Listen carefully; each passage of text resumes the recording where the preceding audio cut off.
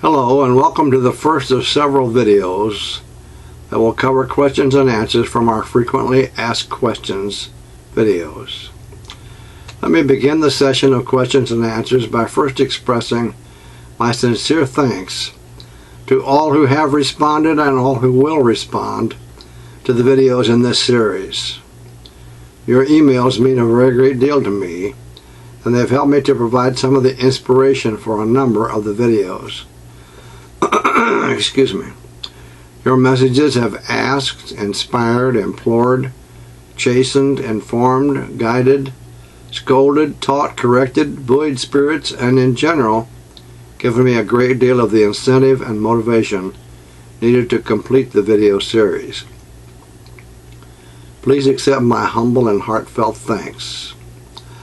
I invite all of you, whether or not you're watching this series of videos for the first time, to send along your own email comments also. Excuse me. All sincere messages are appreciated. You can find the email address at my website, humbleseeker.org. That is humbleseeker.org. Now let's begin to look at some of the questions and answers that have been of interest to previous visitors. Perhaps you will share some of their interests. The first question that many people have been asking: how do you know what you know? I'll respond by saying this. One aspect of having this knowledge is certainly due to a great many years of reading, study, prayer, and meditation, and also includes a significant number of years studying as a member of the Rosicrucian Order, Amorc. Talking to others about their personal knowledge and experiences also plays an important part. How one receives the remainder, which is a substantial portion of such knowledge, is not an easy part of the question to answer. Excuse me. I believe that you'd be able to reach a greater understanding of what is involved by watching a number of the videos in this series. There are three that would be especially helpful. They are the videos on meditation, on consciousness and communication with your higher self, and the video which contains the recommended book lists. I believe that after you've completed these videos, you will have no trouble in putting the information together and realizing how one could know such things. It would also be worthwhile to point out at this time that regardless of what one knows or finds out over the years, it does not necessarily qualify one to be able to know when, where, or what to say to others about such important matters. It all comes down to the fact that any author of such information, including this speaker, is no more than an instrument of the true source of all things. Now please be certain that you don't confuse this that has just been stated, however, with the concept of a practice that has commonly come to be called channeling. The introduction to, the association with, and the purposes of those entities who others use on this plane as a channel are not necessarily the same as those whom I described as being an instrument of the true source of all the things. Excuse me. The term channeling is generally used to describe a procedure in which some spirit entity speaks through the channeler. I do not encourage such communications because they tend to teach the channeler and the person consulting the channeler to rely upon a source or sources that are outside oneself, a source that one cannot necessarily always depend upon to have the channeler's best interest at heart are the best interest of the one consulting the channeler. In the case, however, of being a knowing instrument, as I define it, this constitutes having begun higher level communication with one's own higher self, then perhaps later with a guardian or guide, of which we have one at each shoulder, and working at that level until the lower self, which is also there, has been identified, until we, through a purposeful process of spiritual growth, are able to brighten our own inner light to the degree that our lower self can no longer stand the light and tolerate it, and then protesting loudly leaves us as we release it into the hands of those whose duty and authority it is to deal with it at that point in time.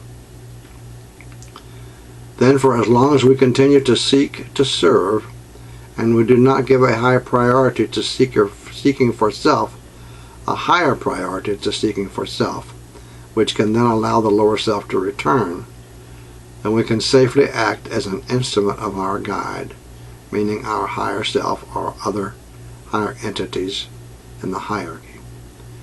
It could continue thusly throughout the remainder of one's life, or it may be that one would eventually begin receiving instruction from a yet higher instructor or source, as mentioned, who then becomes the guide within the hierarchical structure of positive higher level spirit guides.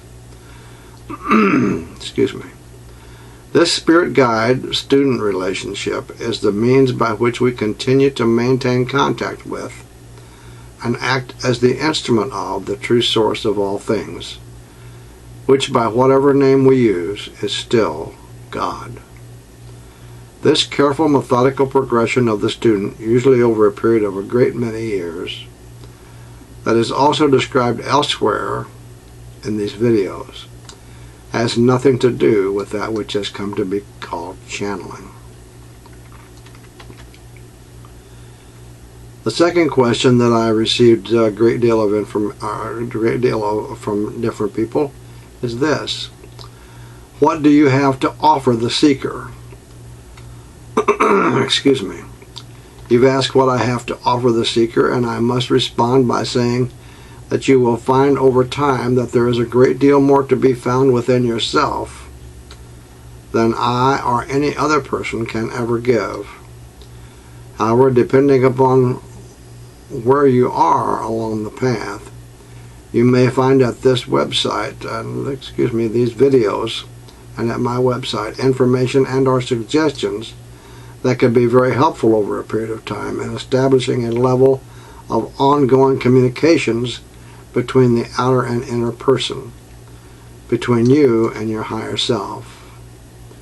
The establishment of that communication, no matter how long it takes or how much patience and perseverance are required, should be a goal for every serious seeker, every serious student on the path.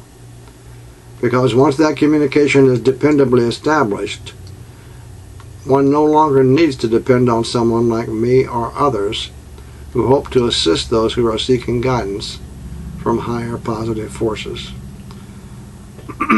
I believe that there is enough information in these videos to guide those seekers who have patience and a sincere heart, so that they will be able to eventually establish communication with their higher self, especially if they pursue reading from the book list and try to follow the suggestions in that video and the other videos in this series, especially when those suggestions strike an inner chord. If you're beyond that point already and are seeking answers to other questions, I will try to be of assistance there also if I can.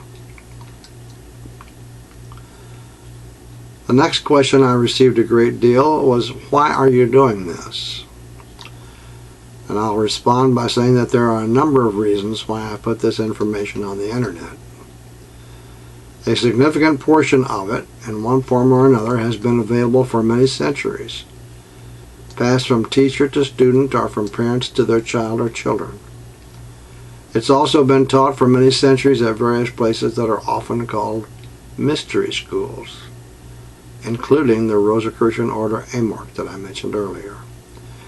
And it's been available from books and other sources. Much of it has. In the past, much of this knowledge has been somewhat restricted in its access, in the sense that only a few seekers were likely to be drawn to it with sufficient interest to look into it or study it to any significant degree. More recently, however, a great many more people have become interested in matters that are mystical, spiritual, and generally esoteric in their nature.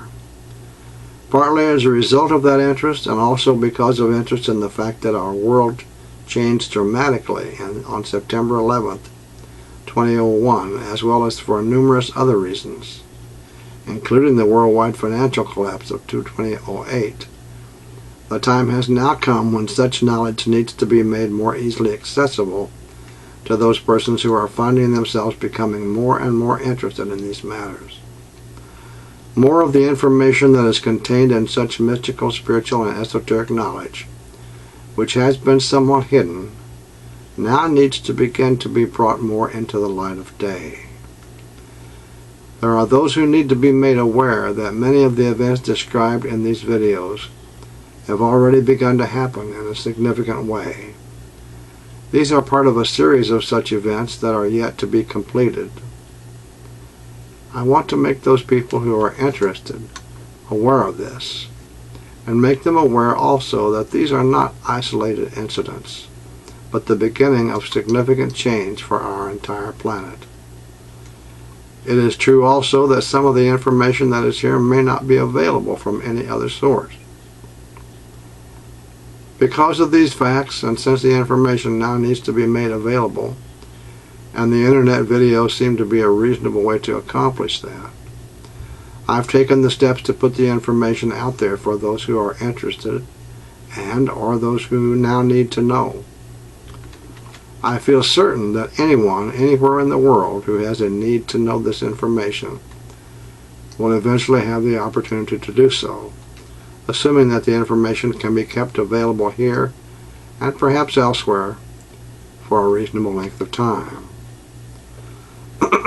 Excuse me. The next question is, where do you live and what do you do in other aspects of your life?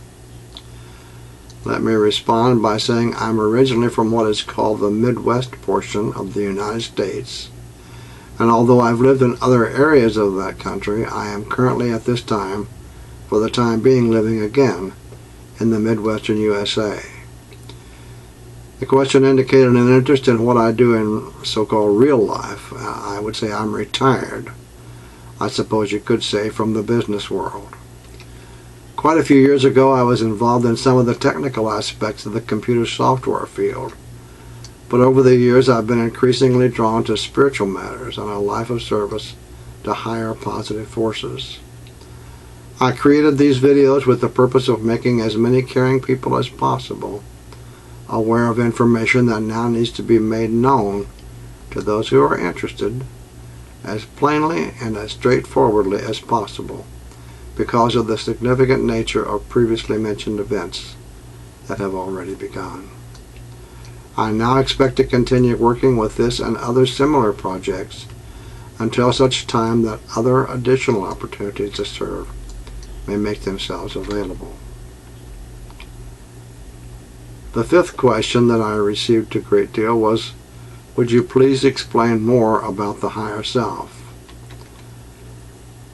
I will answer that in this way. If you can accept the idea that we have a subconscious level of understanding, as well as a conscious level of understanding, then perhaps you've already accepted the fact that there are different levels of conscious existence within each person that are a part of each of us.